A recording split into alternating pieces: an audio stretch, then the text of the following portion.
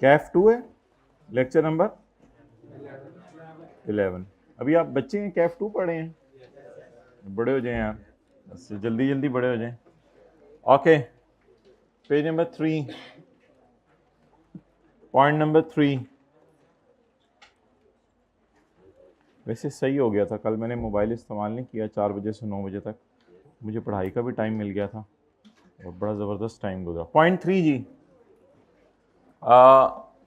अच्छा मोहतरम, सवाल ये है कि कभी कभी ऐसा होता है कि साथ वाला इतना बोल रहा होता है कि सर के बोलने के बावजूद भी वो चुप नहीं करता। ऐसे साथ वाला ये डिजर्व नहीं करता कि आप उनके साथ बैठें। जी नोट्स चाहिए, पहला दिन है, अस्तगफिरुल्लाह, कभी भी नहीं मिलेंगे। अच्छा जी, पॉइंट नंबर 3, नोट्स दे दें। पॉइंट नंबर 3, एक सवाल अराइज होगा कि जी अगर आपको बिजनेस में कोई खर्चा करना पड़ गया और बाद में आपने उस खर्चे को पे ना किया तो पे ना करने की सजा मिलेगी। आपको बिजनेस में कोई खर्चा करना पड़ गया, बाद में आपने उस खर्चे को पे ना किया तो उस पे ना करने की क्या मिलेगी? सजा मिलेगी। तो सजा ही रहेगी हमारे लिए। हाँ तो पंगे भी तो किए हैं ना। ये 2004 का साल है। 2004 के साल में आपने कोई खर्चा किया, मिसाल के तौर पे रिपेयर एक्सपेंस डेबिट और पेएबल क्रेडिट, 4 रुपए से, चलो 7 रुपए से खर्चा किया, repair expense debit payable credit. आपने इस खर्चे को पे नहीं किया 2005 आया, नहीं पे किया, 6 आया, नहीं पे किया, हुकूमत कहती रही पे कर दो, आपने नहीं पे किया, 2007 आया, आपने नहीं पे किया, और 2008 में गवर्नमेंट ने कहा बस हो गई, बहुत ज्यादा हो गई, इतना ज्यादा इंतजार हम नहीं कर सकते थे, आपने इतने सालों से पेमेंट नहीं की, हम आपको सजा देते हैं कि ये जो पैसे हैं आपके, this will become your income. खर्चा अभी तक क्या है?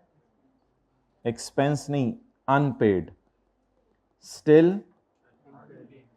अनपेड। इसकी सजा क्या मिलेगी कि ये खर्चा इनकम में ऐड हो जाएगा। तो 2008 की इनकम कितनी बनेगी?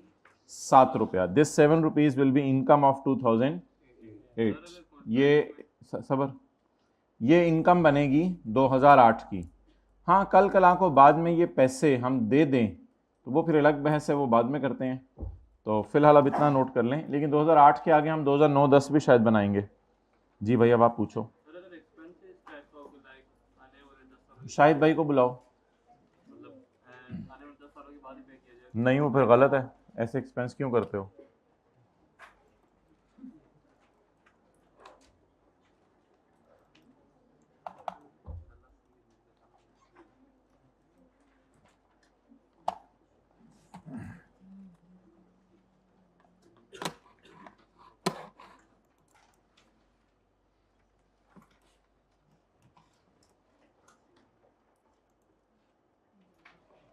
बातें नहीं करनी। नोट कर लिया सबने? हाइब्रिड में हाथ खड़ा करें जरा, नोट कर लिया? कुछ लोग हाथ छोड़ के बैठे हुए हैं, जल्दी जल्दी जल्दी, बी क्विक करें जल्दी। अच्छा जी, तो 2004 में जो खर्चा हुआ उसको आपने जो है, नहीं है शायद, है शायद भाई, बुला दें। 2004 में जो खर्चा हुआ आपने उसको 5 में पे नहीं किया, 6 में पे नहीं किया, 7 में पे नहीं किया, 8 में क्या सजा मिलेगी? खर्चा इनकम में ऐड हो जाएगा। जब कोई खर्चा is allowed to a person, जब कोई खर्चा आपको अलाउड हो, यानी डिडक्शन अलाउ हो, डिडक्शन अलाउ हो फॉर एनी एक्सपेंडिचर, किसी भी खर्चे की, तो किसी भी खर्चे की अगर आपको डिडक्शन अलाउ हो in deriving income from income property कमाते हुए, एंड द बंदा has not paid the liability, paid या पेएबल, एंड द बंदा has not paid the liability within 3 साल में पे ना करे। 3 साल कब से गिनना शुरू करेंगे? With in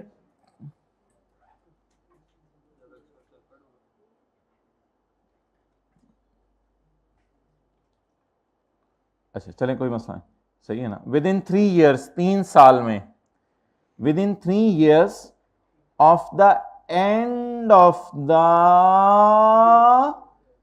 tax year, tax year के एंड से, इन विच, बोले in which the deduction was, किस साल के एंड से गिनना शुरू करेंगे?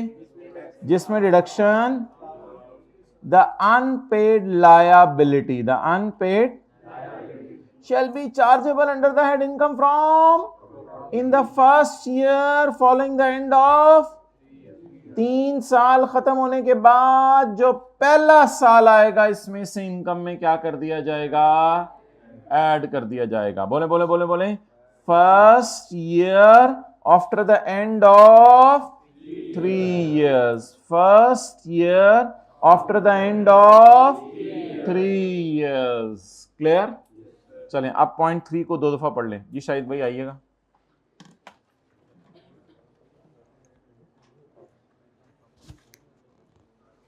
मोबाइल इस्तेमाल ना करें। अच्छा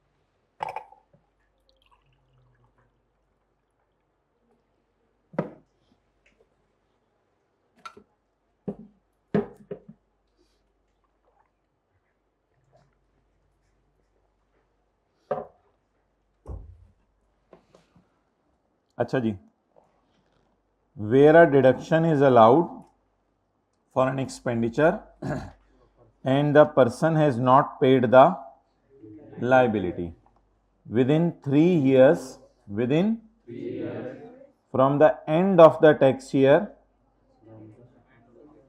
in which the deduction was allowed, the unpaid liability shall be added in income in the first year following the end of 3 years। इसको आप जरा दोबारा देखिएगा। Where a deduction is allowed for an expenditure, असल में ना इस साल आपको डिडक्शन हो गई थी 7 की, तो अब सजा देने के लिए उस डिडक्शन को किस में रिवर्स कर दिया गया है? इनकम में। अब जरा पढ़ें finally, where a deduction is allowed for an expenditure in deriving income from property and the person has not paid the liability within from the end of the tax year। Hybrid में please बोलें मत, तब क्या एक दफा समझ आ जाए बात। अब अगले पिछलों का क्या कसूर है कि वो आप लोगों के करीब बैठे हुए हैं।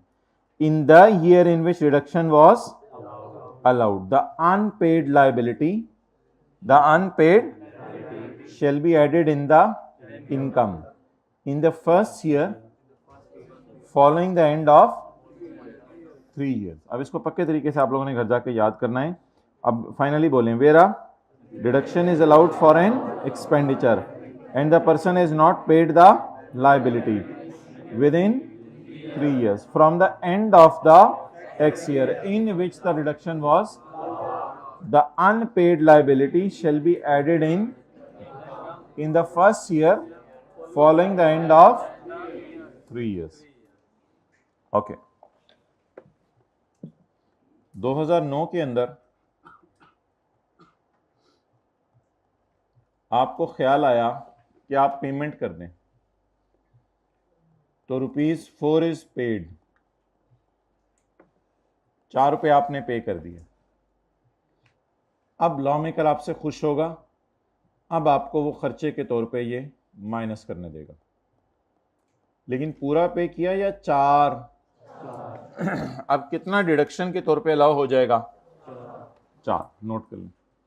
जब कभी जाके वो दोबारा पे कर दें तो पेमेंट करने का फायदा क्या होगा कि वो डिडक्शन के तौर पर अलाउ हो जाएगा।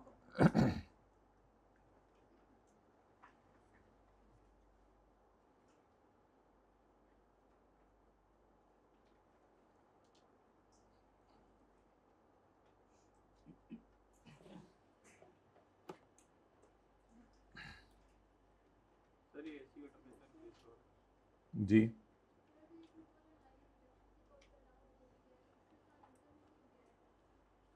हाँ जी, तो बैलेंस हो गया था ना, पहले तो इसका इफेक्ट बिल्कुल खत्म हो गया हुआ था, अब ये बैलेंस हो गया।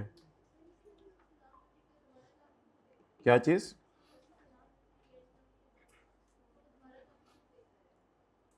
दोबारा पे कर दिया ना, पहले उसने पे नहीं किया था, अब दोबारा उसने पे कर दिया। आपके जहन में क्या सवाल आ रहा है? ऑलरेडी अब पहले खर्चे में भी गया, इनकम में भी गया, तो इफेक्ट बता दें। पहले खर्चे में भी गया, इनकम में भी गया, तो इफेक्ट बता दें। कोई भी नहीं। अब आपने पे कर दिया तो खर्चा माइनस कर लें।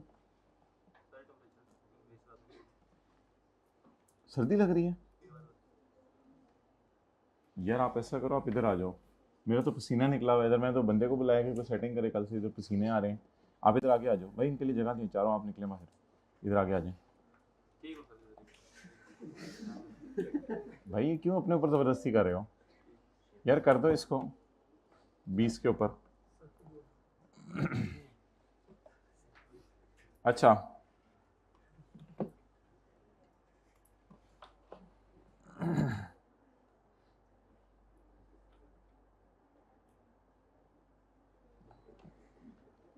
the reductions which are not allowed under the head, अच्छा sorry, where an unpaid liability is taken to, नहीं बाकी नहीं, सिर्फ ये वाला इनके लिए, ठीक है। where an unpaid liability is taken to income and the person subsequently pays the liability, the person shall be allowed a deduction for the amount paid in the year of payment. आप बोलें जरा, where unpaid liability is added to income and the person subsequently pays the liability, the person shall be allowed a for the amount paid in the year of payment. जितनी आपने year of payment में payment की वो आपको deduction allow हो जाएगी। Last time, where an unpaid liability is taken to income and the person subsequently pays the liability, the person shall be allowed as for the amount paid in the year of payment.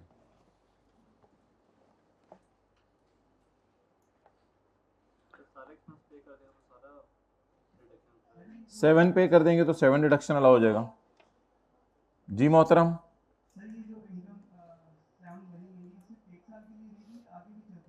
नहीं बस 2008 में।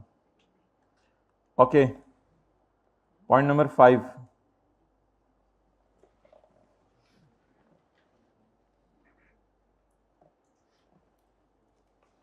Obvious सी बात है ये कि income from property के लिए आपने इंश्योरेंस माइनस की 4 रुपये, ऊपर ग्रॉस रिसीट आ रही होंगी ना, ग्रॉस रिसीट में से आपने इंश्योरेंस माइनस की 4 रुपये। क्या ये वाले 4 रुपये आपको इनकम फ्रॉम बिजनेस में भी माइनस करने की इजाज़त है या नहीं? नहीं, ऑब्वियसली जो खर्चा किसी एक हेड में माइनस हो गया, क्या वही खर्चा दूसरे हेड में माइनस हो सकता है? नहीं। हाँ, बिजनेस ने कोई अपनी इंश्योरेंस कराई हुई है दुकानों की, वो माइनस कर लें, उस पर कोई एतराज नहीं। लेकिन ये कि आप खर्चा करें प्रॉपर्टी में और उसी खर्चे को दोबारा बिजनेस में माइनस कर दें, तो it doesn't make sense. Note कर लें, जो खर्चा प्रॉपर्टी में माइनस हो गया वो दोबारा बिजनेस में या किसी और हेड में माइनस नहीं हो सकता। जी भाई।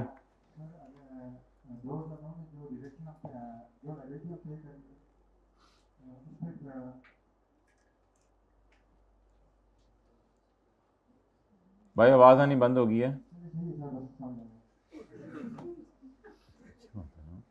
क्या हंसने वाली बात है?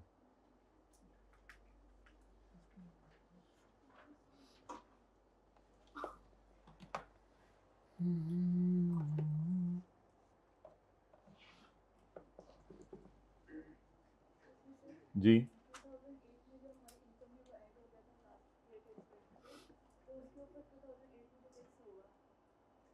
भाई, इस साल टैक्स बच गया था 7 रुपए खर्चे में डालने की वजह से, इस साल टैक्स पे कर दिया 7 रुपए इनकम में डालने की वजह से, तो बैलेंस बराबर हो गया बिल्कुल। अब कोई इफेक्ट नहीं है इस ट्रांजैक्शन का। अब 4 क्योंकि हमने पे कर दिया है तो वो खर्चे में डाल दें और इतना टैक्स बच जाएगा आपको। क्या चीज़ दोबारा क्यों पे किया है? इसलिए कि दोबारा तो नहीं पे किया, जिंदगी में पहली दफ़ा पे किया है, पे तो किया ही नहीं हुआ। इस साल खर्चे में चला गया था तो टैक्स बच गया था 7 रुपए के एतबार से, इस साल इनकम में चला गया तो टैक्स दे दिया, तो ये इफेक्ट तो कैंसिल हो गया। और क्या, एक मिनट, ये खर्चे में चला गया तो इतना टैक्स बच गया। जाहिर बात है 7 रुपए खर्चे में गया होगा तो प्रॉफिट कम हुआ होगा, प्रॉफिट कम हुआ होगा तो टैक्स कम देना पड़ा होगा, इतना टैक्स बच गया। ये इनकम में चला गया तो उतना ही टैक्स देना पड़ गया। तो अब यहां पे खड़े होकर स्टेटस कुछ भी नहीं है इस ट्रांजैक्शन का, जो 7 खर्चे में गया था वो इनकम में गया। अब टैक्स पेयर ने कहा यार मैंने पे कर दिया, खुदा के लिए कोई रहम करो मेरे पे। उन्होंने कहा ठीक है खर्चे में डाल लो, खर्चे में डाल लो। अब पूछना शुरू करें सवाल। जी, अगर अगले साल पे ना किया हो तो 2009 में इस ट्रांजैक्शन का कोई इंपैक्ट नहीं होगा, 2009 में कुछ भी नहीं करेंगे। जी,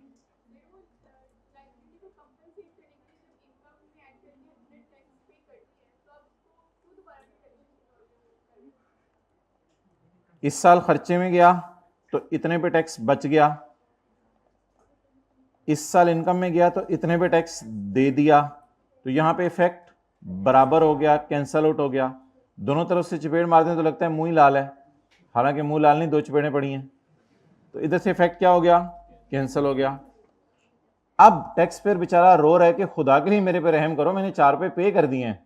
टैक्स वाले कह रहे हैं चलो रहम ले लो, ठीक है फिर खर्चे में डाल लो। जी पूछें, पूछें दोबारा पूछें ना, अगर कोई कंफ्यूजन है तो पूछें। एक मिनट उनको जरा। हाँ जी,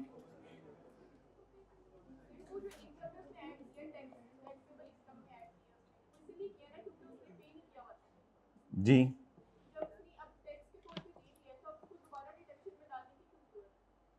जिस वक्त इधर 7 रुपए खर्चे में जा चुका था ना, बात तो ये भी करें ना, पीछे से मिला के करें, सिर्फ ये बात तो ना करें इनकम में चला गया तो अब खर्चे में जा रहा है। खर्चे में गया था तो 7 रुपए पे टैक्स बचा, फिर इनकम में गया तो 7 रुपए पे टैक्स दे दिया। अब यहां पे खड़े होके ना दिया ना लिया, कुछ भी नहीं है बस। फिर टैक्स पेयर ने आके कहा यार वो मैंने ना 4 रुपए पे कर दिए। उन्होंने कहा चलो ठीक है खर्चा डाल लो, कोई मसला नहीं। देखिए जी, इधर क्या मसला चल रहा है? कोई मसला नहीं। क्या समझ नहीं आ रहा? पूछें, एक मिनट पूछें ना, जल्दी जल्दी जल्दी पूछें।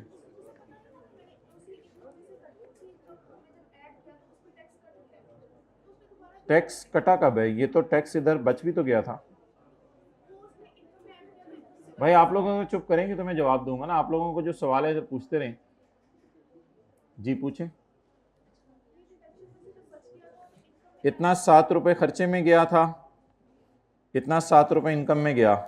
यहां पे खड़े होके बताएं क्या इफेक्ट है इस ट्रांजैक्शन का? जल्दी बोलें। 0। इस साल उसने कहा मैंने 4 रुपए पे कर दिया, खुदा के लिए हुकूमत वालों रहम करो मुझे खर्चे में डालने दो। तो हुकूमत वाले कहेंगे इससे पहले तो कुछ हुआ नहीं, क्या हुआ इससे पहले, कोई बताइए इससे पहले क्या हुआ है? इफेक्ट कैंसिल हो गया हुआ है। तो मुझे लगेगा अच्छा 4 तुमने पे कर दिया, चलो ठीक है खर्चे में डाल लो। अब इस पर क्या एतराज़ है आप लोगों को, क्यों खर्चे में डाल रही है हुकूमत? वो बेचारे का खर्चा है, उसे माइनस करने दें, क्या चाहते हैं आप लोग? सोच के बताएं जी, बोलें क्या पे क्यों किया है? ये तो उसको खौफ आ गया ना, मैंने मरना है तो मैं लाइबिलिटी पे कर दूं। मरने के बाद भी तो फिर अल्लाह ने उससे दिलवानी है, तो उसने मरने से पहले पे कर दी। ये पे करने की वजह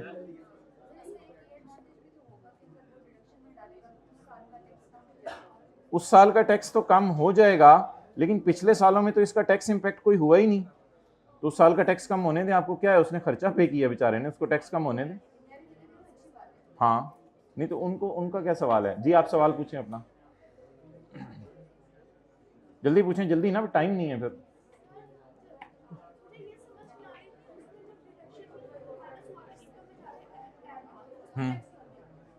टैक्स बचा और लगा, लग गया, अधूरी बात क्यों कर रही है? टैक्स बचा और लगा। हाँ, अब हाँ जी, पे करने, टैक्स पे करने की तो बात ही नहीं हो रही है। टैक्स पे हो रहा है, लाइबिलिटी पे हो रही है? टैक्स पे करने की तो मैंने बात ही नहीं की। ये तो टैक्स पे तो नहीं हो रहा, ये तो वो लाइबिलिटी अपनी पे कर रहा है जो अगले बंदे को देने थे। तो जब उसने अपना लाइबिलिटी पे की, अगले बंदे से रिपेयर जिससे एसी कराया हुआ था उसे पैसे दिए, तो हुकूमत ने कहा चलो ये तुम्हारा खर्चा है, माइनस कर लो। जी बोले। हाँ जी, लेकिन पीछे खर्चे में भी तो चला गया था ना, वो कैंसिल भी तो हो गया था ना, वो कैंसिल भी तो हो गया था। इतनी सी स्टोरी देखेंगे तो वही सवाल पूछेंगे। एक मिनट अब, अच्छा वैसे तकरीबन ये क्या हुआ आज, पहली दफ़ा हुआ 2008 से लेके 2024 हो गया है, 15 सालों में पहली दफ़ा इस एडजस्टमेंट पे इतना टाइम लग रहा है। चलिए मैं तो कोई नहीं, 15 मिनट और लगा लें। हाँ जी बोलें। अगर बात को इतना देखना है तो फिर तो बात कभी भी समझ नहीं आएगी। अगर बात को ये देखना है तो फिर समझ आ जाएगी जी। जो 3 रुपए खर्चा जब कभी पे करेगा ये फ्यूचर में, तो बोलें क्या होगा? मतलब 90% को समझ आ गया, शुक्र है। तो 3 रुपए जब कभी ये पे करेगा तब ये कहाँ चला जाएगा? फिर डिडक्शन में चला जाएगा, क्योंकि फिलहाल डिडक्शन में कितना गया है? 4। और कितना अभी तक अनपेड है? वो 3 फिर खर्चे में चला जाएगा। चलें चलें, ओपन मैदान है, और शुरू करें सवाल पूछना।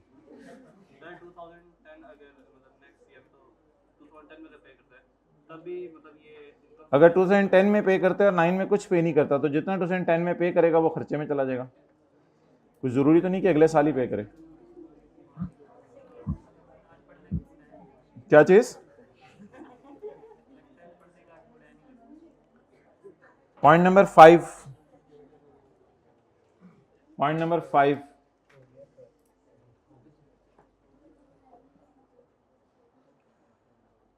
चलें अब ये पॉइंट अगले पॉइंट से लिंक नहीं है, तो इसको आज सोच के आए, कल सवाल पूछ लीजिएगा, लेकिन इसको माइंड से अब डिलीट कर दें, अगले पॉइंट पे फोकस करें।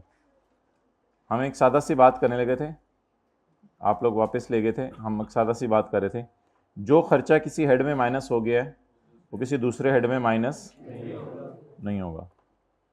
मोबाइल इस्तेमाल कर लें हाइब्रिड में 5th रो में कंसंट्रेशन। ओके पढ़ें जी। Any expenditure allowed as deduction, कोई भी खर्चा जो डिडक्शन के तौर पे अलाउ हो गया अंडर दिस हेड, ये हेड कौन सा है? Shall not be allowed under, जो खर्चा इस हेड में माइनस हो गया किसी और हेड में माइनस नहीं होगा। तो बी बड़ी बात बताई, ये तो ऑब्वियस सी बात थी ना भी बताता तो हमें पता था। ओके, टुमारो टेस्ट है या यस्टरडे टेस्ट था? यस्टरडे था, बातें सुनाएंगी। अच्छा जी, the deductions which are not allowed under the head income from business will also not be allowed under the head income from property। एक तो जो मुझे कहना पड़ता है आप लोग चुप करें तो सबका टाइम भी वेस्ट होता है और मेरी एनर्जी भी वेस्ट होती है, तो इसलिए खुदा के लिए खामोशी से क्लास लिया करें जब मैं बोल रहा हूँ। समझदार लोग हैं, बड़े हो गए हैं, क्या आपस में बातें लगे रहती हैं। पॉइंट नंबर 6, अच्छा अगला सफ़ा कर लें हाइब्रिड में अगला सफ़ा। अभी हम पिछले पे ही हैं, वापस आएँ, शुक्रिया। Third last row. अच्छा जी, अब मोहतरम सवाल ये है कि इनकम फ्रॉम, ये बड़ा इंपॉर्टेंट कॉन्सेप्ट है, गौर से सुनना है। इनकम फ्रॉम बिजनेस का एक चैप्टर है, उसमें एक लिस्ट दी हुई है कि कौन कौन से खर्चे माइनस करने की इजाजत नहीं है। इनकम फ्रॉम बिजनेस का एक चैप्टर है, उसमें लिस्ट दी हुई है कौन कौन से खर्चे माइनस करने की इजाजत नहीं है।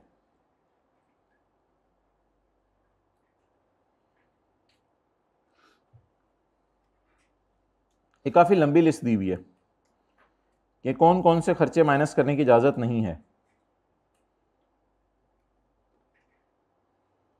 इनकम फ्रॉम बिजनेस के चैप्टर में हम पढ़ेंगे, अभी तो आपके पास नहीं है ये चैप्टर, तो इनकम फ्रॉम बिजनेस के चैप्टर में हम पढ़ेंगे खर्चे नॉट अलाउड, कौन कौन से खर्चे माइनस करने की इजाजत नहीं है। उसमें हम ये पढ़ेंगे कि मिसाल के तौर पे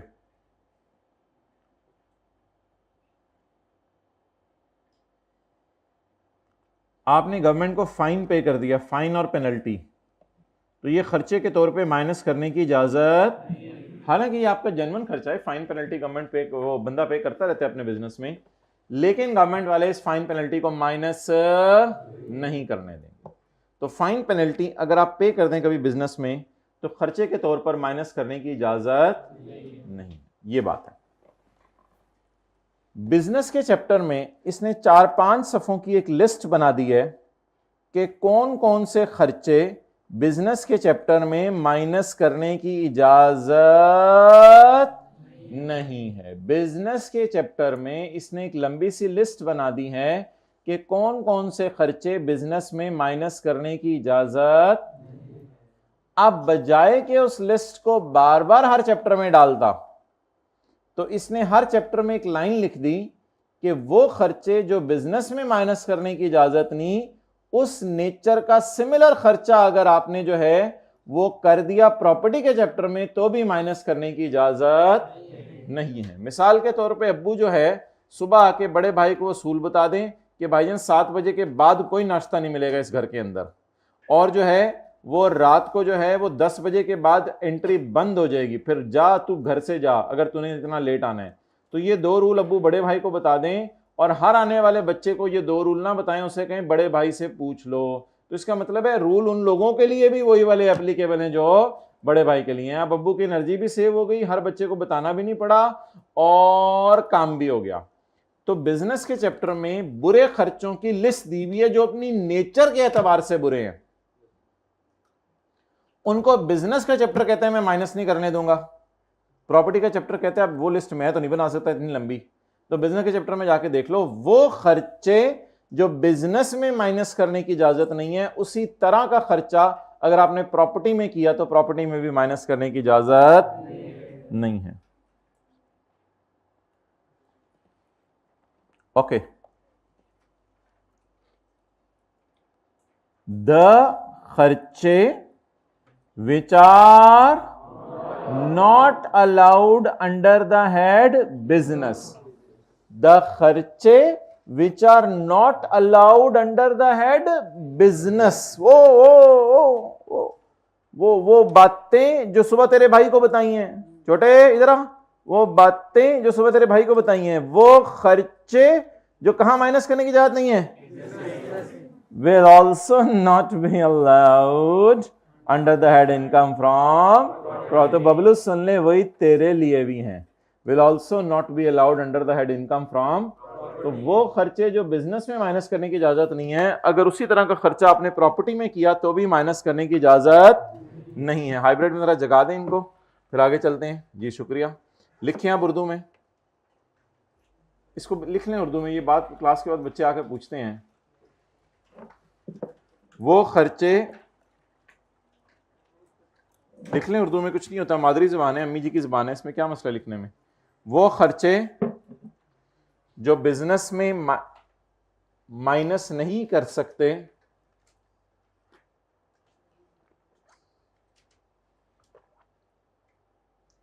वो खर्चे जो बिजनेस में माइनस नहीं कर सकते,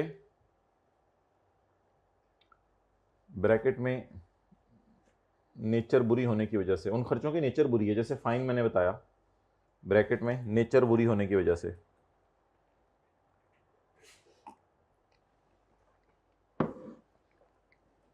ये हाइब्रिड में बाद में समझा लीजिएगा ना, पहले मेरी वाली लिख लें उर्दू। वो खर्चे जो बिजनेस में माइनस नहीं कर सकते उनकी, अब ब्रैकेट बंद कर दें, वो खर्चे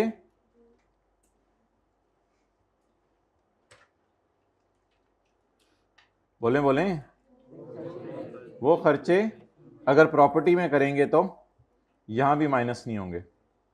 वो खर्चे अगर प्रॉपर्टी में करेंगे तो यहां भी माइनस नहीं होंगे।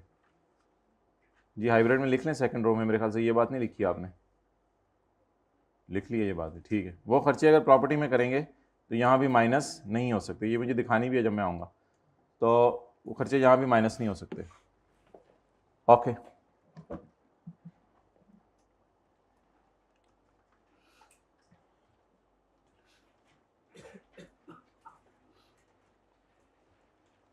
सेक्शन 16 या 16, 16 बाबर नहीं होता था, Babar rented out his house to Qasim. Babar ने अपना हाउस किसको किराए पे दे दिया? कासिम को। बाबर ने अपना घर कासिम को किराए पे दे दिया eight a monthly rental of 80,000, 80,000 किराए के ऊपर। हाइब्रिड में येलो शर्ट, मोबाइल इस्तेमाल कर लो मेरे भाई, थोड़ा सा और कर लो, मैं फिर आगे चलता हूँ, शुक्रिया। Mr Babar rented out his house to Qasim on यकम सितंबर 12, यकम सितंबर 12 को उसने अपना घर किराए पे दे दिया eight a monthly rental of 80,000, 80,000 रुपये किराए पे। The fair market rent is 90,000, वैसे फेयर मार्केट रेंट कितना था उसका? 90,000 रुपया। आप बता दें इनकम में 80,000 ऐड करेंगे या 90,000? In addition to monthly rent के अलावा कासिम ने 6 लाख रुपया दिया है as non adjustable advance. Qasim ने नॉन एडजस्टेबल एडवांस दिया है 6 लाख रुपया। नॉन एडजस्टेबल एडवांस का मतलब ये होता है कि ऐसा एडवांस जो कि किराए के अलावा है और इसका किराए से कोई ताल्लुक नहीं है। नॉन एडजस्टेबल का मतलब यह है कि अब आपने अगर किराया दे दिया और कुछ पैसे एडवांस भी दे दिए, तो बाद में आप ये कहें कि यार मैंने तो एडवांस दिया हुआ है तो मेरा किराया कम कर दो, तो ऐसी कोई बात नहीं होगी। तो एक एडजस्टेबल एडवांस भी होता है, वो ये होता है कि आप एडवांस पैसे दे देते हैं, बाद में जब किराया लेने आता है वो बंदा, तो आप उसे कहते हैं यार तुम्हें एडवांस में पैसे तो दिए हैं तो किराया क्यों ले रहे हो? कहते हैं हाँ हाँ चलो ठीक है, वही किराया समझ लेता हूँ। नॉन एडजस्टेबल एडवांस ये होता है कि आप किराएदार होने की वजह से किराया भी देंगे और एक एडवांस भी देंगे, लेकिन उस एडवांस का किराए से कोई ताल्लुक, और हाँ जब आप घर छोड़ के जा रहे होंगे तब वो पैसे आपको वापस मिल जाएंगे, क्योंकि वो एक तरह का एडवांस था, वो किराया नहीं था, वो आपको वापस मिल जाएंगे, रिफंडेबल होते हैं, वापस मिल जाएंगे आपको, सिक्योरिटी समझ लो, जो भी समझ लो। Babar rented out his house to Qasim on यकम सितंबर 12 at a monthly rent of 80,000. The fair market rent is 90,000. महीने के किराए के अलावा कासिम ने ये एग्री किया है कि वो पे करेगा 6 लाख रुपया as non adjustable. Qasim 6 lakh रुपया नॉन एडजस्टेबल एडवांस पे करेगा। नॉन एडजस्टेबल का क्या मतलब है? ये रेंट से एडजस्ट, इसकी वजह से रेंट में कमी नहीं होगी। Qasim vacated the house, Qasim ने घर छोड़ दिया ऑन 31 जनवरी 15, 31 जनवरी 15 को इसने घर छोड़ दिया। ले बाबर तुझे तेरा घर मुबारक, हम तो चले परदेस। कि हम तो दुल्हा हो गए, ये कौन बोला है? बस हम तो चले परदेस।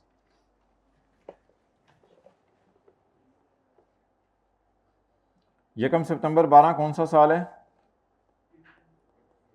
30 जून 13। फिर कौन सा साल आएगा? 30 जून 14। फिर कौन सा साल आएगा?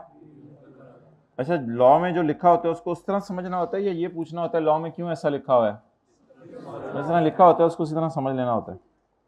अच्छा जी, यकम सितंबर 12, सितंबर तो यहाँ पे कहीं होगी, यकम सितंबर 12, ये कब तक घर किराए पे रहा? 31 जनवरी यहां तक तकरीबन, थोड़ा और आगे कर लूं ये ठीक है, 31 जनवरी ठीक है। तो यकम सितंबर, ये यकम सितंबर है, तो कितने महीने बने? सितंबर, अक्टूबर, नवंबर, दिसंबर, जनवरी, फरवरी, मार्च, अप्रैल, मई, जून, इस कितने महीने घर किराए पे रहा? इधर 12 महीने, इधर जुलाई, अगस्त, सितंबर, अक्टूबर, नवंबर, दिसंबर, जनवरी, कितने महीने? 7 महीने घर किराए पे रहा।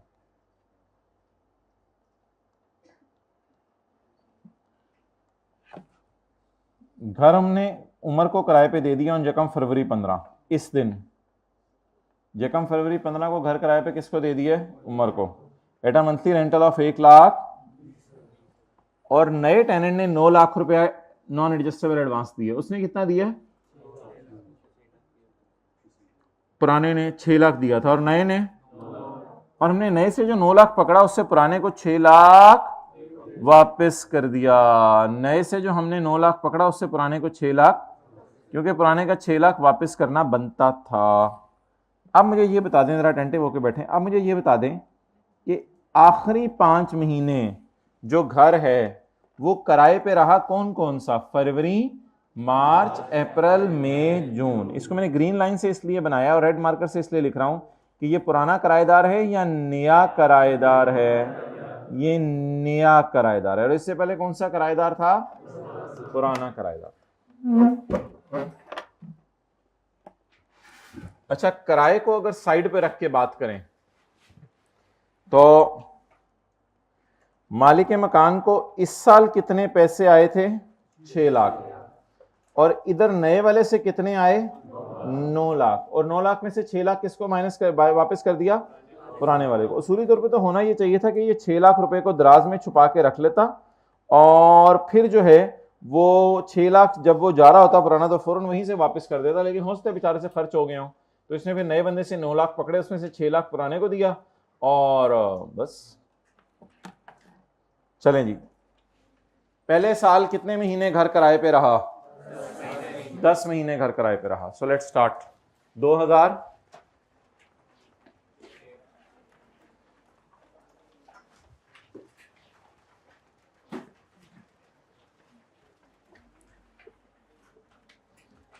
2000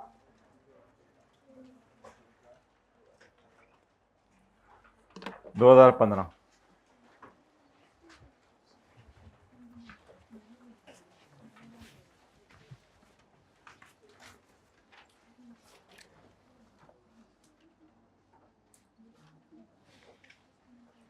पैकेट अपने बैग में डाल के रख लें, 100 रुपए की 200 टॉफियां जिसमें आती हों, और कभी खुद खा ली कभी साथ वाले को खिला दी। मिलता है ऐसा पैकेट? मिल जाता होगा 100 रुपए की 200 टॉफियां। 500 रुपए का मिलता है। इनकम फ्रॉम प्रॉपर्टी, अच्छा जी, इनकम फ्रॉम प्रॉपर्टी में बताएं ग्रॉस रेंट कितना है?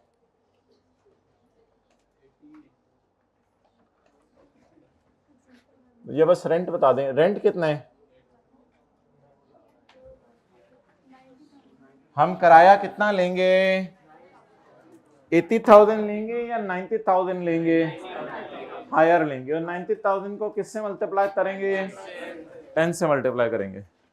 सो 90,000 multiplied by 10 months is equal to 900,000। Okay, इसके बाद इधर देखें आप सारे, जरा आप जरा अटेंटिव हो जाएं आज की क्लास में, इंपॉर्टेंट बातें। पुराने बंदे से हमने कितना लिया हुआ है नॉन एडजस्टेबल अमाउंट? ऑल्सो का क्या मतलब है? ये इस 80,000 के अलावा है ना? Qasim also agreed to pay 6 lakh as non adjustable advance. ये नॉन एडजस्टेबल एडवांस किस वक्त लिया है? यहां पे खड़े होके। Where the owner of a building receives from किराएदार an amount which is not adjustable against the it, कितना है it? It shall be chargeable under the head income from, ये 6 लाख भी प्रॉपर्टी के चैप्टर में जाएगा। इन the year in which it was, जिस साल मिला उस साल, एंड अगले 9 साल। अब कोई लॉजिक नहीं इसके पीछे, इस साल भी इनकम में जाएगा और अगले इन इक्वल प्रोपोर्शन का क्या मतलब है? बराबर बराबर। तो 6 लाख को किससे डिवाइड करें? इस साल और अगले 9 साल, टोटल कितने साल बन गए? तो 6 लाख को आपने 10 साल पे इनकम में डाल देना। ये यहां पे लिखा हुआ है, अगर आपको कोई एतराज है तो वो आप फिर एफबीआर को ईमेल कर दें कि इसको चेंज कर दो, अगर आपके जहन में कोई और राय आ रही है। नॉन एडजस्टेबल एडवांस जी 6 लाख डिवाइडेड बाय 10, कैलकुलेटर के बगैर जरा बताएं कितना आ रहा है? 60,000। तो 6 लाख को 10 पे डिवाइड कर दें। अच्छा, ये नहीं देखना कि ये घर 10 महीने किराए पे आए तो कोई कोई डेप्रिसिएशन की क्लास हो रही है, cost divide by life into 10/12। तो इस तरह नहीं सोचना, कोई मंथ्स बेस पे पोर्शन नहीं करना इसको। बस 6 लाख को सिंपल किस पे डिवाइड करना है? 10 पे। इन the year in which it was received and the following 9 tax years in equal proportion. 9 lakh less repair allowance,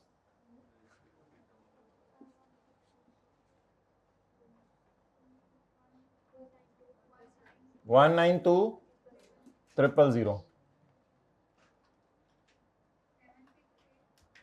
$768,000। आगे इनकम फ्रॉम प्रॉपर्टी है, ये सारी और कुछ है तो नहीं, इसके ऊपर क्या निकल आएगा?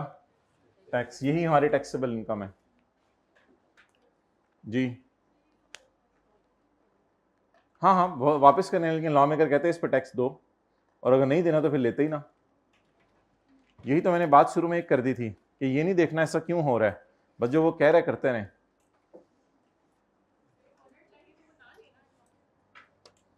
ले लें, उसके पास पड़े रहेंगे पैसे, इस्तेमाल कर ले, बाद में वापस कर दें, मर्जी है उसकी। सबर कर दें, वो करता हूं।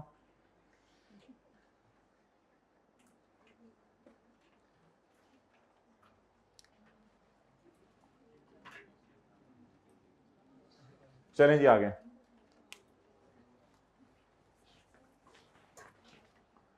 अगले साल भी घर किराए पे रहा, तो अगले साल पूरा साल घर किराए पे रहा है ना, तो इसलिए 90,000 मल्टीप्लाइड बाय 12।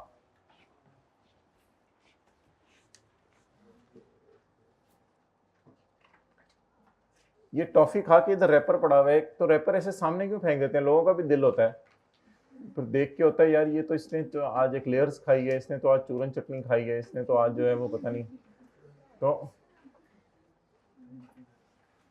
रैपर जेब में डाला करें, बैग में डाल लिया करें घर जाए, या नीचे ही फेंक देते हैं। वो वैसे देखें कितने प्रोफेशनल बच्चे हैं, आपको जो सामने सीट्स हैं उन पे कुछ बॉल पॉइंट से लिखा हुआ नजर नहीं आ रहा। देखें माशाल्लाह यूनिवर्सिटी लेवल के बच्चे हैं ना, तो देखें सामने कुछ लिखा हुआ नजर नहीं आ रहा, कितनी साफ सीट्स हैं सारी। देखें अपने दाएं बाएं आगे पीछे सारे प्रोफेशनल बच्चे, OA लेवल्स, FSC किया हुआ, पता नहीं कहाँ कहाँ से पढ़े हुए, ऑक्सफोर्ड से पढ़ के आ रहे, कहाँ कहाँ से, कितने प्रोफेशनल हैं सारे बच्चे। चलें आगे चलें। 2014 घर में जाके भी यही करते हैं अपने सोफों पे, ड्राइंग रूम के।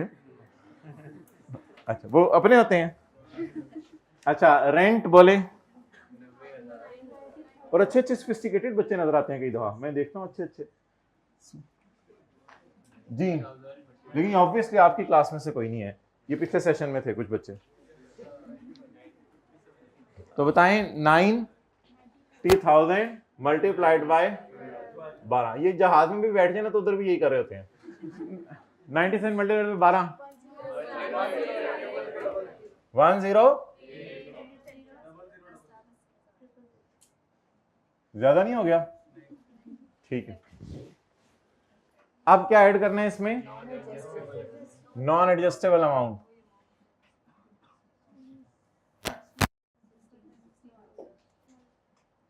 6 लाख डिवाइडेड बाय 10 कितना आ रहा है आजकल?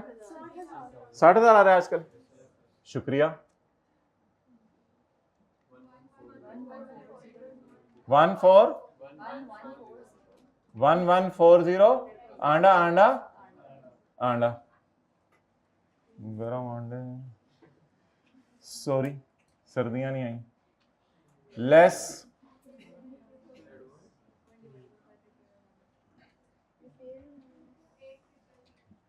1140,000 पर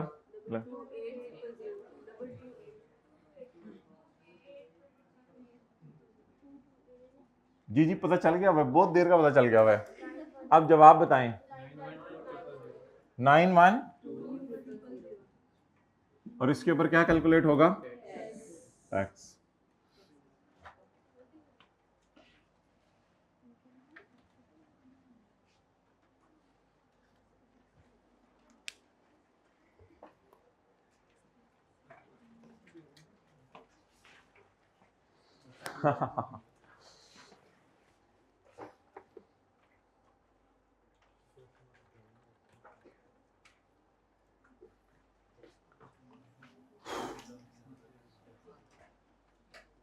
पढ़ें जी आगे। घर किराए पे आपने दे दिया नए किराएदार को ऑन रकम फरवरी 15। अब जरा इधर देखें,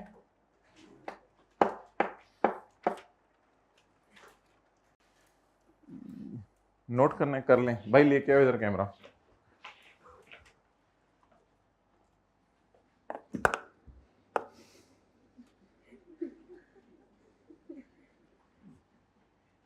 लोग नोट करके फारग भी हो चुके हैं, आप लोग इतना नोट करें। अच्छा हाईरो में बातें कर लें थर्ड लास्ट रो में, फिर हम आगे चलते हैं। फ्रेश हो जाता है ना बंदा बैठे बैठे। अच्छा भाई, अब सवाल ये राइज होगा कि नए किराएदार ने आपको 9 लाख रुपया दिया है और पुराने किराएदार को आपने 6 लाख रुपया। इस बहस को छोड़ के पहले ये बताएं, नए किराएदार से किराया क्या तय हुआ?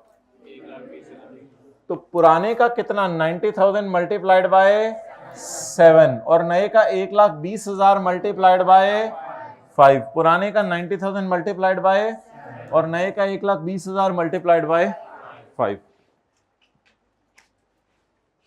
2015 जी रेंट पुराने का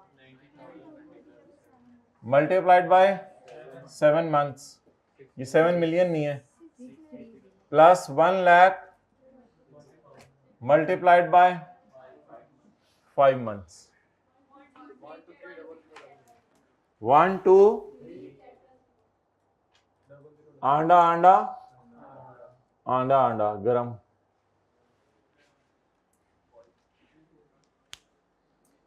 ब्लैक पेपर। अच्छा जी, नाउ अब हमने मूव करना है किसकी तरफ? नॉन एडजस्टेबल एडवांस की तरफ।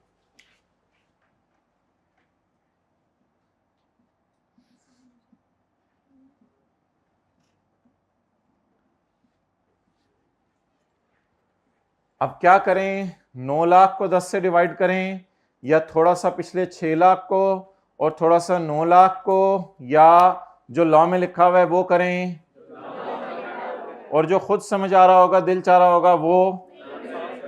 और अगर उसका सवाल भी जहन में आया कि मेरे ख्याल से ऐसे नहीं ऐसे कर लेना चाहिए, तो वो जवाब किससे पूछेंगे? FBR से ईमेल करके कि मेरे ख्याल से ये ट्रीटमेंट होनी चाहिए थी, आपने ये ट्रीटमेंट की है तो आप लॉ को बदल दें। फिलहाल क्या करेंगे? जो लॉ में लिखा हुआ है उसको समझ लेंगे, चाहे हजम हुआ या ना हुआ। अब सवाल ये है कि 9 लाख को 10 पे डिवाइड करना है या 6 लाख को 10 पे डिवाइड करना है। तो उस मैं हूं ना, बताता हूँ, आप शाम को बैच लगवा लेंगे। अच्छा, अब लॉ में ना कमेंट किया करें ना, ये कोई लॉजिक की क्लास तो है नहीं कि मैं आपसे पूछूं और आपसे कोई जवाब एक्सपेक्ट करूं, थोड़ा थोड़ा थोड़ा समझने की कोशिश करते हैं। अच्छा, न्यू एडवांस कितना आया? New advance 9 lakh. 6 लाख में से कितना ऑलरेडी इनकम में ऐड होकर टैक्स लग चुका है? 6 लाख में से 60,000 इनकम में ऐड होकर उस पर टैक्स लग चुका है, और 6 लाख में से 60,000 इनकम में ऐड होकर उस पर टैक्स लग चुका है। तो 6 लाख का कितना पोर्शन इनकम में जा चुका है? 1,20,000, उसको माइनस कर दें। न्यू एडवांस में से लेस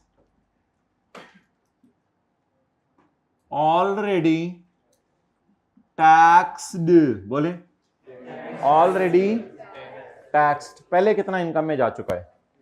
2013 में कितना गया था, उसको माइनस कर दें।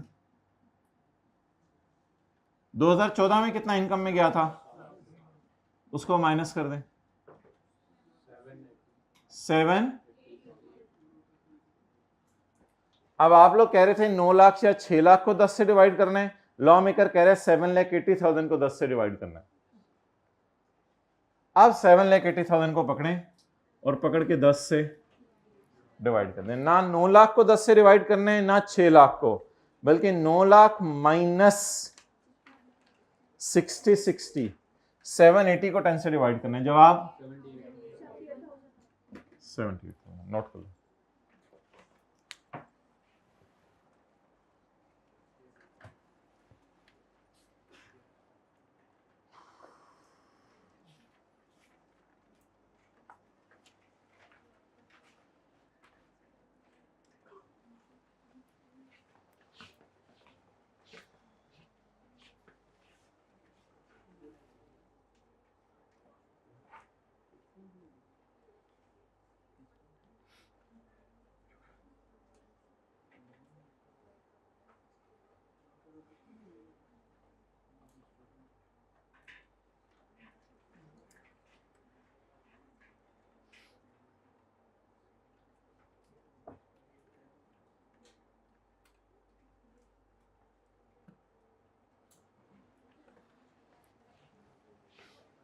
टोटल, हाँ जी, 1308,000 लेस रिपेयर अलाउंस एट 1/5 261600।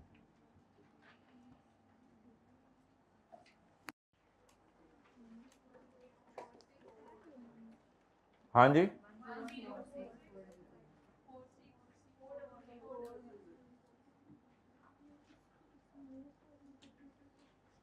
और इस पे क्या निकल आएगा? टैक्स।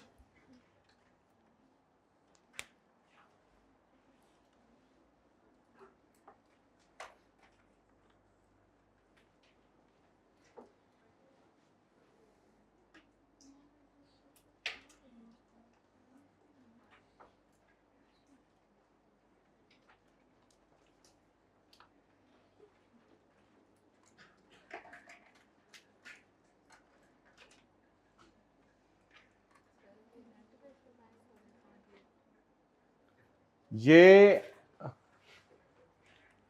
रेंट की कहानी अलग चल रही है। नए बंदे से जो नॉन एडजस्टेबल आया था 9 लाख, उसमें से पुराना 6 लाख का 60 माइनस हुआ। रेंट में से तो कुछ माइनस नहीं हुआ।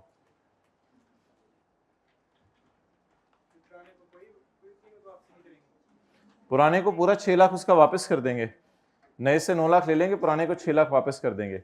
लेकिन न्यूमेरिकल में ऐसा कुछ नहीं करना कि 9 लाख माइनस 6 लाख, उस न्यूमेरिकल में इस तरह करना है। प्रैक्टिकली उस बंदे को तो 6 लाख वापस करे होंगे जी। हाँ जी, नहीं नहीं, पूरा देना पड़ेगा, ना लेते आप इसे।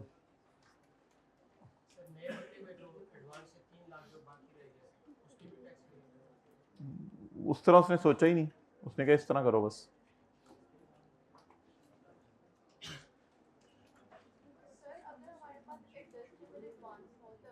वो हम कल की क्लास में करेंगे। अच्छा जी,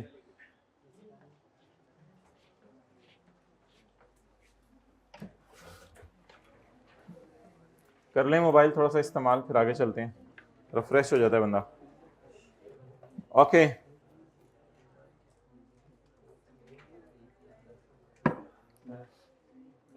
जी माय डियर, जो 2000 जी 2016 का मैं बताता हूं अभी क्या करना है। माय डियर वेट, मेरे प्यारे इंतजार जी।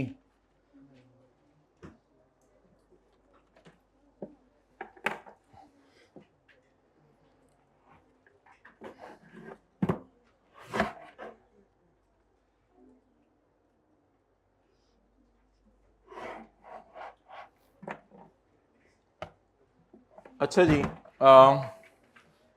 Now let us read out. आप ऐसा करें, आप थोड़ा सा ना जरा साइड पे हो जाएं, क्योंकि हमने जो है ना पॉइंट 3 पढ़ना है। ठीक है, आप इधर रुके, मैं आ रहा हूं। पॉइंट 3 जी, वैसे आज से मैं भी सोच रहा हूँ मैं 4 से 9 ना मोबाइल इस्तेमाल ना ही किया करूँ। बाकी बच्चों ने शुरू कर दिया तो मैं भी ज़रा शुरू करके देखता हूँ, हो सकता है मुझे भी पढ़ने का टाइम मिल जाए। पॉइंट 3, कितने लोगों ने कल 4 से 9 मोबाइल इस्तेमाल नहीं किया? हाथ खड़ा करें। Well done, well done. Hybrid, well done, well done, I really appreciate. कितने करें जिंदगी भर ऐसा नहीं हो सकता? 1 2, अच्छा जी। Where the owner has refunded non adjustable amount to the tenant, कितनी वापस की है? 6 lakh. Where the owner has refunded non-adjustable amount to the tenant on termination of, क्योंकि पुराना किराएदार चला गया था,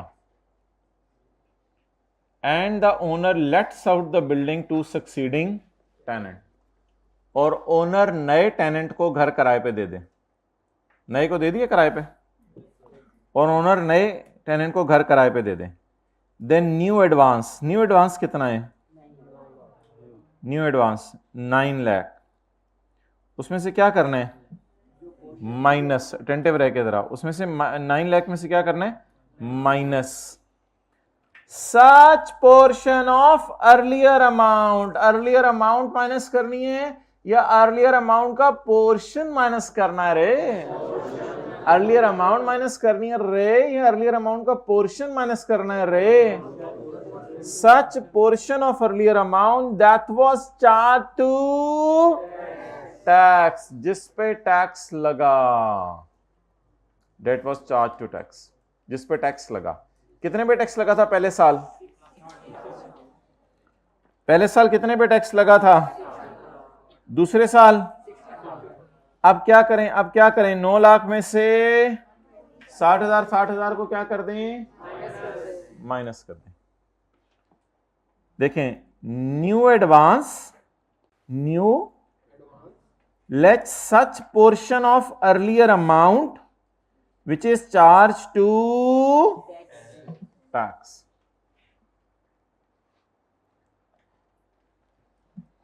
फॉर्मूला क्या बनेगा? New advance minus such portion of earlier amount that was charge to, जिस पर टैक्स लगा था। इसको क्या कर दें? Shall be chargeable under the head income from in the year in which it was received and the following in, ये जो भी जवाब आए इस साल इसे इनकम में डालिएगा और आने वाले 9 सालों में इनकम में डालिएगा। तो टोटल कितने सालों में इनकम में डालिएगा? 10 सालों में इनकम में डालिएगा। हमारे साल में इनकम में डालिएगा और अगले 9 सालों में इनकम में डालिएगा। टोटल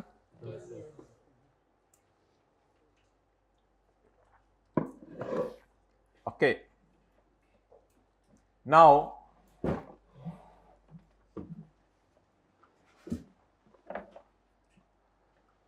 अगर यही वाला किराएदार 2016 में रहता है हमारे पास, तो क्या करेंगे? अगर यही वाला किराएदार हमारे पास 2016 में रहता है तो क्या करेंगे? आप ऐसा नहीं करेंगे कि 9 lakh minus 60,000 minus 60,000 minus 78,000 is equal to ये। अब ऐसा नहीं करेंगे, वो तो ऐसी वाली साइंस तब मारनी होती है जब कोई नया किराएदार आता है। अगले साल तो नया किराएदार आया ही नहीं। अब अगर अगले साल यही वाला किराएदार रहेगा तो क्या करेंगे? वही 78,000 ऐड कर देंगे। अगर इस तरह शो करना है पेपर में तो शो कर दीजिएगा, वरना ये वाला 78,000 इसी तरह ऐड करने, क्योंकि 78,000 ने 10 सालों में खत्म होने। अब 78 78 78 78 10 सालों तक अब यही 78 चलता रहेगा, अनलेस के कोई नया किराएदार आ जाए। नया किराएदार आ जाए तो और बात है। तो अगले साल फिर क्या होगा? फिर वही 9 लाख माइनस 60,000 डिवाइडेड बाय 10, वो 78 ही जवाब आ जाएगा।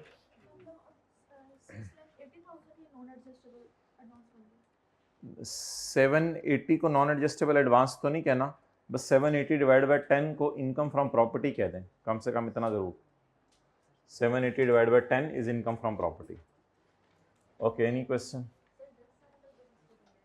हाँ, 10 साल बाद तो 780 पूरा खत्म हो जाएगा। फिर उसके बाद अगर किराएदार रहता भी है तो आप कुछ इनकम में ऐड नहीं करेंगे।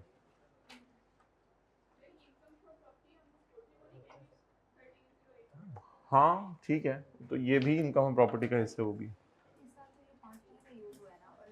इस साल नहीं। 5 और 7 महीने के चक्कर में तो हमने पढ़ना ही नहीं। ये तो मैंने आपको पहले में ही मना कर दिया था। इधर भी 10 महीने रहा था, ये 10 महीने वाला 10 तो नहीं है, ये तो 10 सालों वाला 10 यूज किया हुआ है मैंने। इंटू 10/12 तो नहीं किया। तो 5 महीने क्या, आखिरी एक दिन के लिए भी अगर वो बंदा आके 9 लाख रुपया लेके आ गया तो ये ट्रीटमेंट करेंगे। तो मंथ्स में तो कभी भी एलोकेट नहीं करना, आसान काम रखना है जी। और सवाल?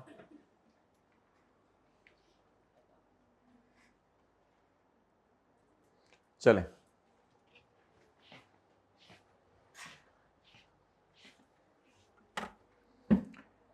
इसको आखिरी दफा पढ़ लें। जब एक मालिक मकान रिफंड कर दे non adjustable amount to the किराएदार, क्योंकि वो घर छोड़ के चला गया, एंड द मालिक मकान lets out the building to the new tenant, then new advance 9 lakh minus such portion of that was charged to shall be chargeable under the HUD income from property in the year in which it was received and the following 9 tax year in बराबर बराबर। तो ये इस साल और अगले 9 साल बराबर बराबर इनकम में ऐड होगा। ओके, नेक्स्ट, आगे चलें। हाँ जी, नोट क्या? नोट कोई हुआ तो मैं आपको खुद टिक करवाऊंगा। अभी नोट को नोट नहीं करना, क्योंकि हाइब्रिड में 3rd रो में भाई जरा मुराकबे में गए हुए हैं, अब उठ गए हैं। शुक्रिया भाई, भाई मुस्कुरा दिया करो ना, मैं शुक्रिया करूँ तो हाँ देखो, बस मुस्कुराते रहा करो जिंदगी में ना, ऐसे संजीदा संजीदा ही रहना। ओए भाई उठ के जा रहे, सीए अपना स्टेक पे डालने लगे। अच्छा नहीं, माइक पकड़ा, सॉरी।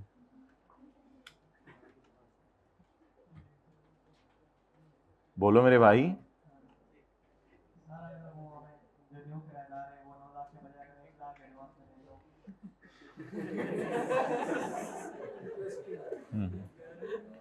भाई का ये सवाल है कि नया किराएदार कंजूस था, फ्लाई चूस था, तो कंजूस मक्खी चूस ने 1 लाख रुपया दिया। तो 1 लाख रुपए दिया तो जवाब आपने नेगेटिव में नहीं लिखना, तो फिर इस तरह सॉल्व हो जाएगा जी। अगला सवाल कोई?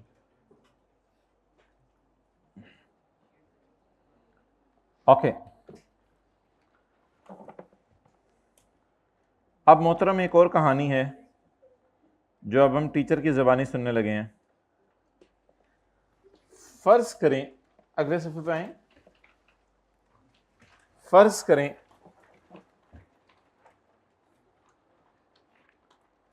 अगले साल क्या हुआ। कंटिन्यूइंग फ्रॉम एग्जांपल 1,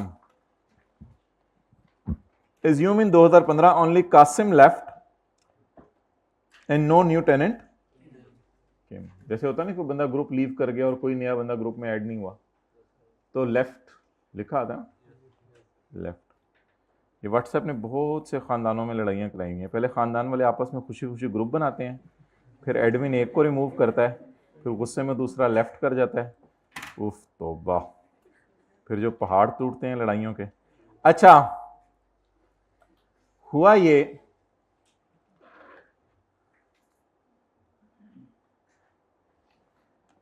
कि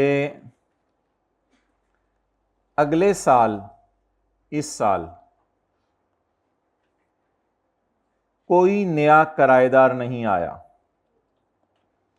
मालिक मकान 5 महीने आवाज लगाता रहा, घर किराए पे ले लो, घर किराए पे ले लो, अच्छे कमरे, अच्छे कमरे, अच्छा किचन, अच्छे वॉशरूम, घर किराए पे ले लो, घर किराए पे ले लो, कोई नहीं आया। 5 महीने तक घर किराए पर नहीं चढ़ा। अब सवाल यह है कि आने वाले ने तो 9 लाख दिया नहीं, क्योंकि आने वाला आया नहीं, लेकिन आपको पता है जाने वाले ने तो जाना है। तो जाने वाला चला गया और उसको हमने 6 लाख रुपया फिर दे दिया होगा। तो 6 लाख, 9 लाख कहां से बोल रहे हो? जाने वाले का 6 लाख है, आने वाले का 9 लाख है। तो आने वाला आया नहीं और जाने वाला चला गया। बोलें, आने वाला आया नहीं, जाने वाला चला गया, क्योंकि उसने जाना था। जाने वाले को तो कोई नहीं रोक सकता। ओके, अब सवाल ये राइज होगा कि इस साल क्या करें। तो इस साल भाई ये करेंगे, 2015 का न्यूमेरिकल ऐसे सॉल्व करेंगे। ये जो रेंट है वो पुराने बंदे का 90,000 चल रहा है, आपको पता है, मल्टीप्लाइड बाय 7, 9 7 बार कितना होता है? 6,20,000, 6,30,000। अच्छा, इसके बाद हम ऐड करेंगे नॉन एडजस्टेबल अमाउंट। पुराने का 6 लाख है डिवाइडेड बाय 10। लॉ मेकर कहते हैं नहीं, कुछ ऐड नहीं करना आपने, बस नॉन एडजस्टेबल अमाउंट 0, क्योंकि अब वो पुराना चला गया है। तो जाने वाले साल में 6 लाख को 10 से डिवाइड नहीं करेगा। जाने वाले साल में 6 लाख को 10 से डिवाइड नहीं करेगा, क्योंकि जाने वाला जा, आने वाला ना आ। तो जब जाने वाला जा और आने वाला ना आ, तो फिर जो 6 लाख है उसे फारग कर दें, इग्नोर कर दें। तो इसमें से फिर रिपेयर अलाउंस वगैरह माइनस हो जाएगा, वो तो आपको पता ही है माशाल्लाह, तो आपके लिए खाला जी के घर जैसा है। नॉन एडजस्टेबल अमाउंट कितनी ऐड करनी है? आंडा, आंडा। चलें जी, नोट किया हुआ जरा देख लें, ऐसे करके ना।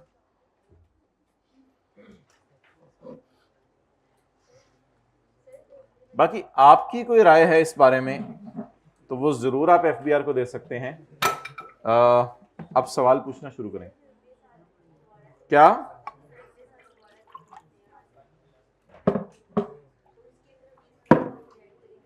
और कहानी ने ट्विस्ट पकड़ा, और कहानी ट्विस्ट पकड़ती पकड़ती पता नहीं कहां तक जा चुकी है। कहानी यहां तक निकल चुकी है कि आप शायद हमारे काबू में भी ना आए, और बात यहां तक पहुंच गई कि अगला साल आया और अगला साल नया किराएदार आ गया। कहानी में यहां लेके नहीं गया था, अभी स्टूडेंट ने सवाल पूछे, इसको छोड़े पहले। अच्छा जी, पॉइंट नंबर 2 में आए। पहले पॉइंट 2 की अंग्रेजी पढ़ लेना। हाइब्रिड में सेकंड रो में बड़े जबरदस्त तरीके से भाई मोबाइल इस्तेमाल करें, और इन्होंने मोबाइल ऊपर रख दिया मेरे कहने पे, शुक्रिया। सलीमुल्लाह से कलीमुल्लाह और कलीमुल्लाह से सलीमुल्लाह और गोल। खामोश। वेयर एन अमाउंट, जहां एक amount which is not adjustable against the rent, जहां कोई अमाउंट हो, हाइब्रिड में आखिर में बातें करते हुए, where an amount which is not adjustable against rent is refunded by the owner to the tenant. बातें कर लेने का, बातें होगी, चलिए अब इधर आ जाए। Where an amount which is not adjustable against the rent is refunded by the मालिक मकान टू द किराएदार ऑन टर्मिनेशन ऑफ, जब आप किराया छोड़ के जा रहे थे, before the expiry of 10 years, 10 साल से पहले ही वो छोड़ के चला गया। नो पोर्शन, सॉफ्ट तरीके से बोले, no portion, no portion, no portion of 6 lakh shall be allocated to that tax year। उस साल 6 लाख इनकम में नहीं डालेगा बड़ा, उस साल 6 लाख इनकम में नहीं डालेगा। इन विच इज रिफंडेड, जब वो 6 लाख वापस हो गया उस साल 6 लाख इनकम में नहीं डालना। एंड टू सब्सिक्वेंट ईयर, अगले सालों में भी इस 6 लाख को इनकम में नहीं डालना, क्योंकि अब तो वो बंदा ही चला गया जो 6 लाख लेके आया था। तो अब अगले सालों में भी और इस साल में भी 6 लाख इनकम में। अब हुआ क्या,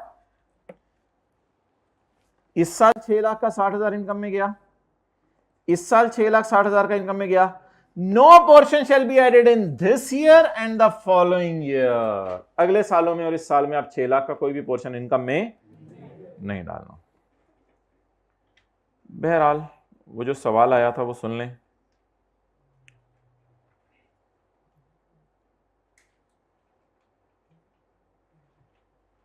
सवाल ये था कि 2015 में कोई किराएदार नहीं आया, लेकिन 16 में आ गया। तो 16 में जो किराएदार आया, फर्ज करें वो 13 लाख रुपया लाया, फर्ज करें 13 लाख लाया, तो 13 लाख में से माइनस कर दें इस 60 वाला 60,000 और इस साल वाला 60,000 और इस साल वाला 0, क्योंकि इस साल तो कोई ऐड नहीं हुआ। तो 13 lakh minus 60,000 minus 60,000 minus 0 divided by 10, तो फिर अगले साल इस तरह इनकम में डाल दें। बहरहाल ये तो भी मैंने डिस्कस नहीं करना था, ये एक सवाल आ गया था। जी बोलें। अगर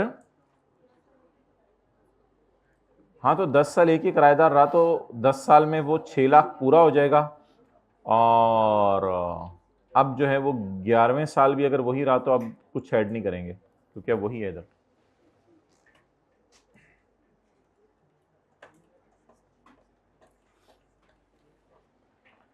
तो ये जो हमने एग्जाम्पल है ना, एग्जाम्पल 1A, तो ये लिख लें, हमने सेक्शन 16 के 2 को कवर करने की कोशिश की है।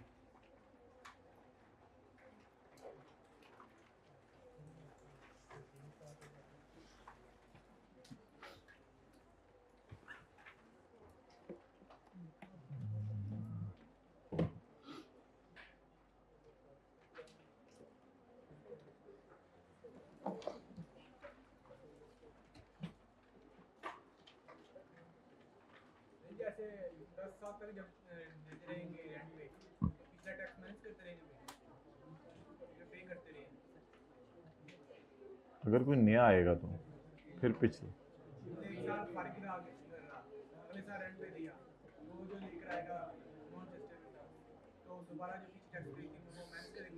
जो इनकम में चला गया था 60,000 वो माइनस करेंगे, पिछला 10 साल वाला ही करते हैं आमतौर पर। अच्छा जी, non adjustable amounts received in relation to a building. Non adjustable amount किस मद में रिसीव की है? In relation to a building. इसकी ये ट्रीटमेंट है।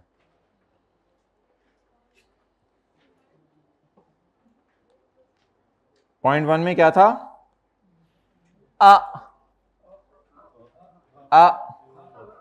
एक किराएदार आया था, और पॉइंट 3 में एक जा रहा था, जा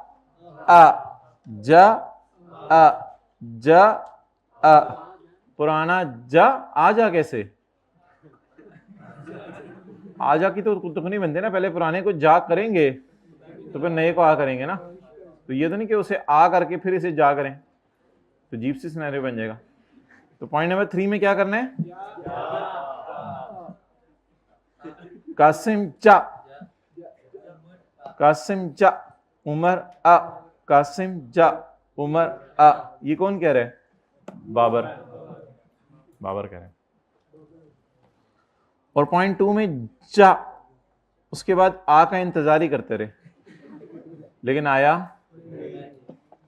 कोई भी नहीं। ठीक है, पानी पीते हैं एक दो से, फिर आगे चलते हैं। जी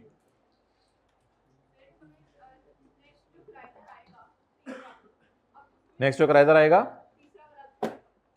हाँ सारे सारे सारे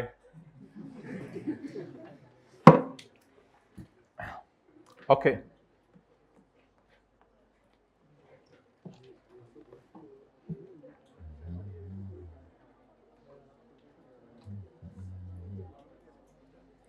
एग्जाम्पल 2 आपने घर में बैठ के सहन में करनी है, सहन में, बरामदे में कर लीजिएगा, बरामदे में कर लीजिएगा, बरामदा भी नहीं है, चलिए छत पे कर लीजिएगा।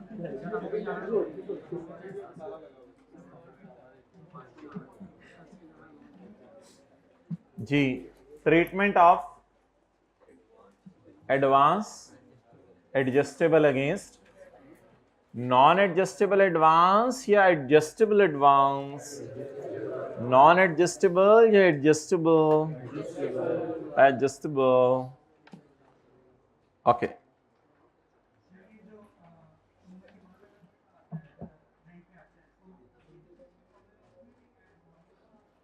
थोड़ा सा जरा आवाज ऊंची करें जरा। उम्र के बाद अगर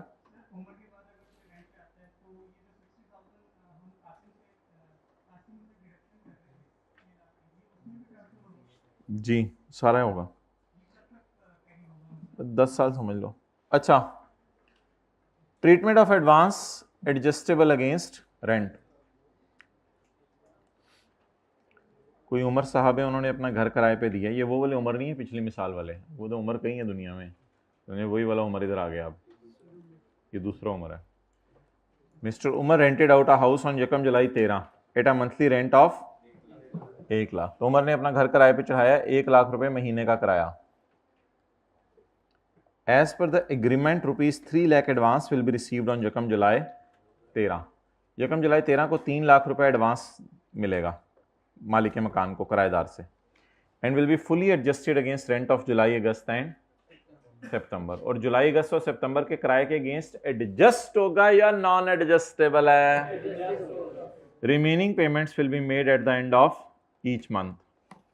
calculate the income from property.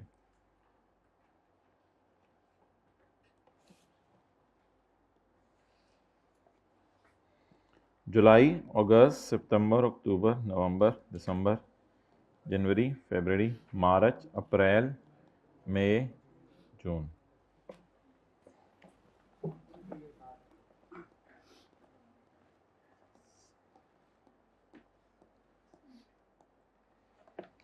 किराया तो हर महीने का 1-1 लाख तय हुआ है। कितना कितना तय हुआ है? 1-1 लाख। लेकिन जो रिसीव होने ना, वो किसी और तरह होने, वो इस तरह रिसीव नहीं होना। रिसीव इस तरह होने कि 3 लाख रुपया इधर आ जाएगा जुलाई अगस्त सितंबर का, फिर अक्टूबर में 1, नवंबर में 1 पे करेंगे, दिसंबर में 1, जनवरी में 1, फरवरी में 1, मार्च में 1, अप्रैल में 1, मई में 1, जून में 1। अच्छा, अब जुलाई को मालिक मकान किराएदार के पास आएगा, किराया दे, वो कहेगा, उत्ते से ही आवाज मारेगा, पुत्र वो 3 दिया हुआ था उसमें से एडजस्ट कर ले। मालिक मकान मुंह नीचे करके चला जाएगा। अगस्त के एंड पे मालिक मकान आएगा, आवाज मारेगा, पुत्र थले आ, किराया दे। उसने कहा तू ही थले रहे, मैं ते उत्ते आ, एडजस्ट कर ले, एडजस्ट कर ले। फिर सितंबर के महीने में मालिक मकान आएगा और आके कहेगा, पुत्र थले आने का तेनों समझ नहीं आ रही, मैं एडवांस दे दिया हुआ है, तू थले, मैं उत्ते, मैं इसलिए नहीं आ रहा। ओके, अक्टूबर के महीने में फिर दोबारा मालिक मकान आएगा, भाईजान किराया लेके आए। अब अगर इसने कहा कि भाईजान मैंने नहीं आना थले, मेरे जो है वो मालिक मकान ऊपर जाएगा, ऊपर वाले फ्लोर पे, और उसको डंडे मार के नीचे लाएगा, पुत्र चल काट 1 रुपया। वो सारे के सारा आपका 3 लाख एडजस्ट हो चुका है। तो अब सवाल ये है कि एडजस्टेबल एडवांस 3 लाख का पेपर में करना क्या है? तो मुनासिब है कि इस 3 लाख का कुछ ना करें, आप सिंपल 1 लाख को 12 से मल्टीप्लाई कर दें और इस 3 लाख को पेपर में इग्नोर कर दें, क्योंकि ये तो इस 3 लाख को 6 लाख या 9 लाख की तरह कोई 10 से डिवाइड नहीं करना। इस 3 लाख को सिंपली क्या करें पेपर में, इग्नोर। और हर महीने का किराया कितने है, 1 लाख। और साल में महीने आजकल कितने हैं, 12। तो 1 लाख जरा 12, बस सिंपल। तो एडजस्टेबल एडवांस को आपने पेपर में देख के करना है। हाँ, थोड़ा सा लेफ्ट पे मोड़ना है, ऐसे हाथ रखें। हाँ, ट्राई करें। ये किसके लिए हाँ करना है आपने, एडजस्टेबल एडवांस के लिए। लेकिन नॉन एडजस्टेबल एडवांस को गले लगाना है, फिर 10 से डिवाइड भी करना है। ऐसे गले लगाया, फिर 10 से डिवाइड, ऐसे वो 10 से डिवाइड हो जाएगा। लेकिन एडजस्टेबल एडवांस को आपने हाँ,